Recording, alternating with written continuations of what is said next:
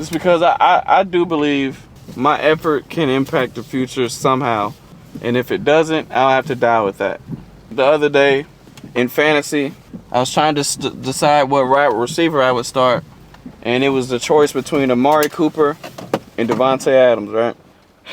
I said, you know what? I'm going to start Davante. And I'm going to put Amari on the bench. Because if Amari somehow goes off, I'll just have to live with it. I'll just have to die on that hill. I will live with it. Because if I start Amari and Davante goes off on the bench, I will be so unhappy. I started the guy in Arizona, James Conner, and I put Chuba Hubbard on the bench. You know what happened? Davante had like 8 points. And Conner had like 7 points. You know what the bench players had? Amari Cooper, 27 points. Chuba Hubbard, 29 points. But in my head, I was like, all right. If those dudes on the bench go off, I'll live with it. So that's how I feel about my life. If I try my hardest and life don't go off, I'll just live with it. But if I don't try my hardest, you know what I'm saying? I can't live with that. So somehow, if there's any way life can get any better, I'm just going to try my best. And I'll be happy with the result if the result is what I hope it will be.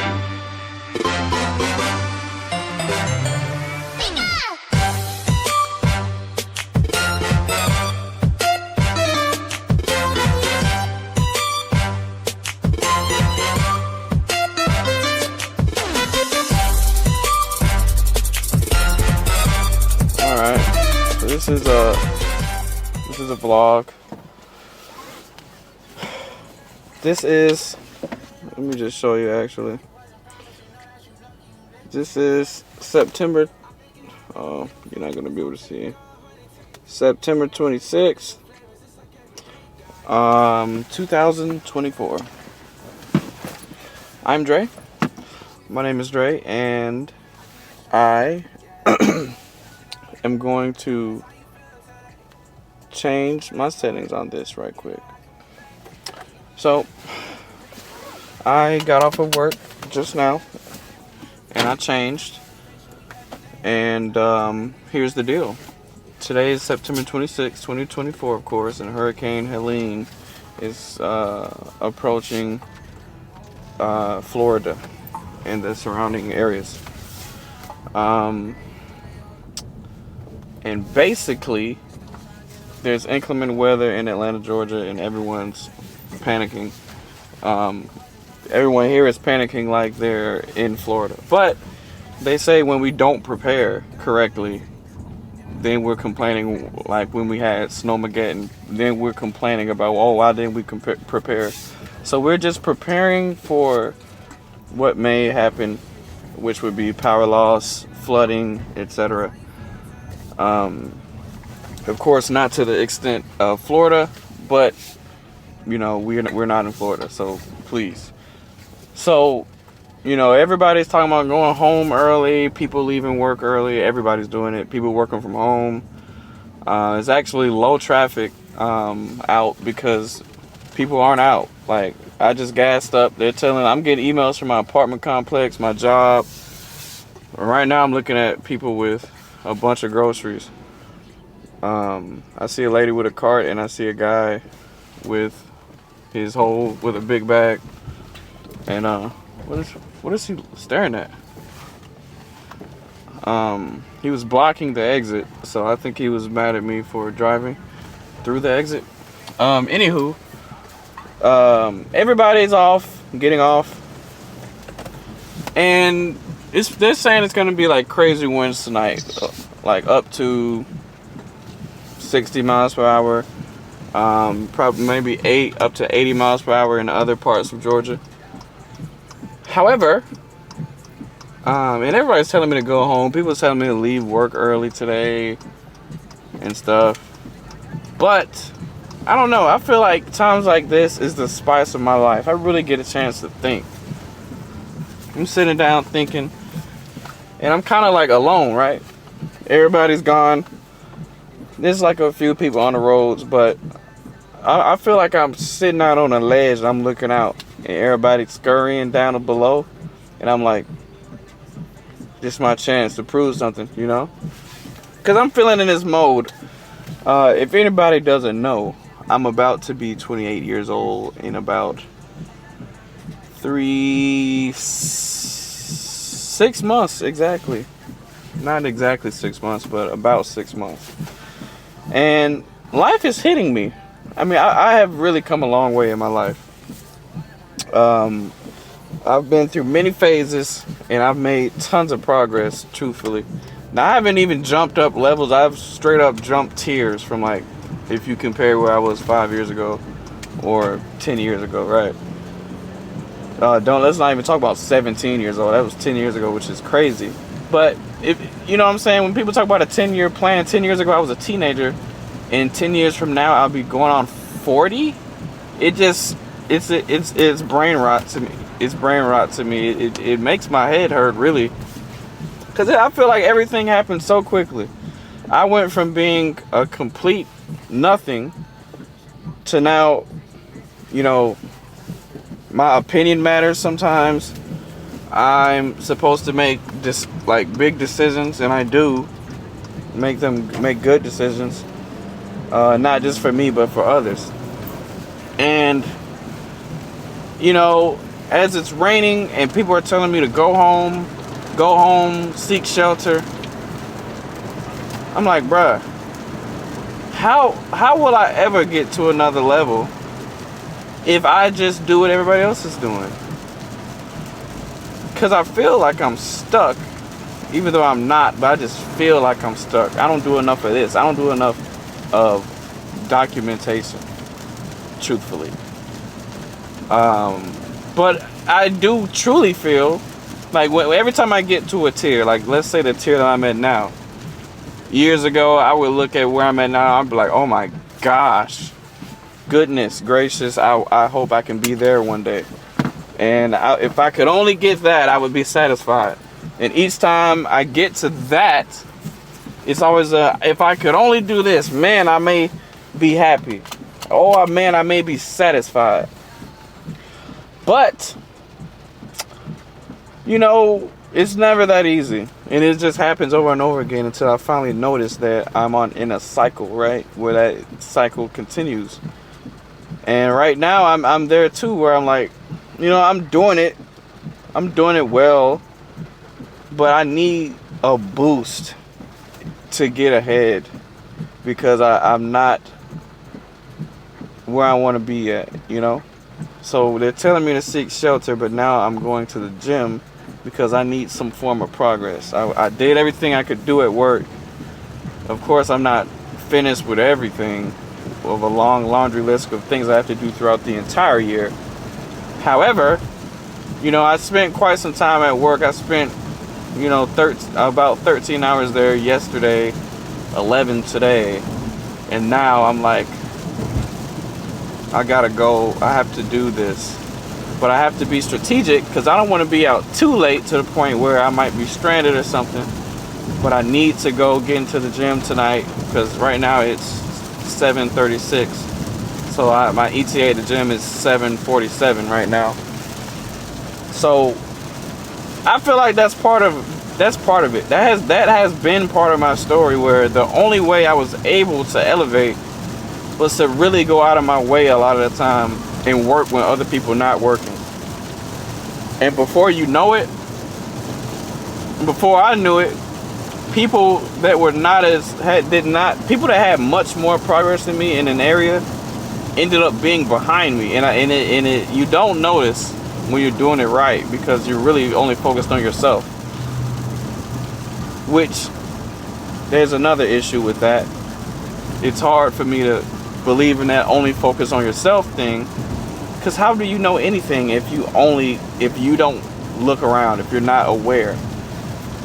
You know, I sometimes I do believe that you should focus on yourself, and also focus on what else is going on, but you know, have a balance. Don't truly let it affect you, if you can, which you can, because competition it's not, oh, I just hydroplaned, but it's not really competition that I'm thinking of. It's more like comparison. Because I used to say, never compare humans, right? But now I'm thinking like, how I know how bad I'm doing if I can't compare, you know? How on earth do I know how horrible I'm doing at this if I don't compare it to where someone else is? And they always say the comparison is the thief of joy, right? But is it really? I don't have joy if I don't know that I'm doing good. And how would I know I'm doing good unless I know like what the average is, or what's the median, you know? I don't know. I can't decide, and I can't figure it out yet. I mean, I have an idea. I'm not completely unsure, but I feel like every time I get to a point like this, it's always like, oh, balance was the answer, right? Every time. You don't want to completely exclude one side, and you don't want to only include one side, right? You want to have some form of balance, versatility, and awareness. So that's where I'm at. Life changes, gotta adjust, and I don't know for sure where exactly I want to be, because a lot of other people's goals are dependent upon others. Like when you talk about you talk about marriage and everything that comes with that. I can't set those goals for myself. I can't do it. I can't make those things happen, you know. So that used to be one of my life goals. Seriously, was marriage, children, you know, the American dream. Then that was part of why I was going so hard in the career sense. I was like, oh, I need to be able to provide for my family, so I need to go get this degree, that degree, that degree. And as I'm currently right now working on finishing up my third degree, I already have a bachelor's, I already have a doctorate, finishing a master's. I'm realizing, oh wow, that was never an appropriate goal in the first place. I mean, sure, you can want that, but how can I want something that I can't even visualize what it even is? How can I want marriage, but I don't know what the wife is, you know, or that the wife exists? So I don't know, and this bothers me too, where my people in my generation, or even older or younger, actually this is all people, let me stop. Why is relationships and love, non-platonic love, non-familial love, you know, I don't want to say sexual, but you know what I'm saying, why is that always a topic? Or why is that a goal or an issue or anything at all for people to talk about? I started off talking about life, and somehow that got brought up. Why can't we fully focus on life improvement, life coaching? Why does that always come into the picture? Because I don't feel like it should, and I don't feel like it has to. But if you talk to anybody long enough, that relationships and stuff will always come up. You can't get around it. Even if they avoid talking about themselves, they'll bring up their parents, so how that's had some effect on their rearing or them growing up. And think about it. Relationships affect everything. When I'm not talking about friend relationships, I'm talking about those. The relationship of a man and a woman have, and the way that child is brought up, is inevitably affected by that. And the quality of our relationships affect everything. Anytime you talk about a person, man, it's got to be over half. Over 50% of things about them go back to their childhood and how they were treated as a child. Man, damn near my whole persona is built around my childhood, or me before I was an adult, basically. How, like, dirt floor is just a way to say came from nothing. Like, and don't forget where you came from, and never become complacent, and never feel like you're too good for something, because you at once you were nothing. Like, you were just a helpless baby. I don't care how good you are now, you needed some form of assistance at some point. And let's say there was a person that never needed any sort of assistance. Have some form of humility where you can act like you had some damn sense. And that's what dirt floor means to me. Because, you know, no matter what level you get to, you gotta grind like it's new. Because you can get used to anything and start mistreating it. And that's where a lot of people mess up. So a relationship between two people that will lead to a child, that can lead to a child, is a huge thing. It's a lot of it's so much pressure, and it should never be taken lightly. If you ever do anything with somebody that could lead to a child, man, it's a huge deal, because that child could go on to, I mean, it's infinite possibilities and timelines that can arise from that child. Like, all the most fucked up people you can think of to exist, or even just the people in your life that were pivotal by mistreating you, maybe if their parents did better, they wouldn't have ended up like that. And then that compounds across every timeline and every interaction. You know what I'm saying? So if I'm that parent, if only I could have tried harder or did better, like if only somebody had more money in somebody's family, that person wouldn't have got bullied for being broke or smelling bad at school. Or if only somebody knew how to count calories and had some form of nutritional cognizance, that child wouldn't be overweight and wouldn't be bullied into submission and having a whole different personality than they would have had. And so on and so forth. And this stuff is not even a parent doing wrong. I mean, they say having a child and allowing them to be obese is neglect. Well, that's a different topic for another day. But this is not even involving neglect by parents. Like, this is just, what if you did better in your life, and the child's life was better? How many bad people would there really be, of people that do bad, horrible, tremendously bad things, or you know what I'm saying? Like, just think about your life. Anytime anyone has mistreated you, I do feel like if they were raised correctly, it is a low possibility. Man, they could have did better. So I don't know, if we all do better with what we do in our private lives and how we treat people, and, you know, the world would simply change. But it'll never happen. Hate to break the news to you, but it's too many moving parts, too many unknown variables. You can never solve that equation.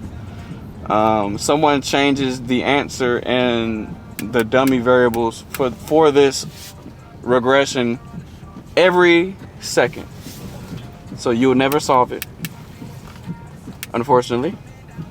But I feel like, you know, with making small changes and alterations,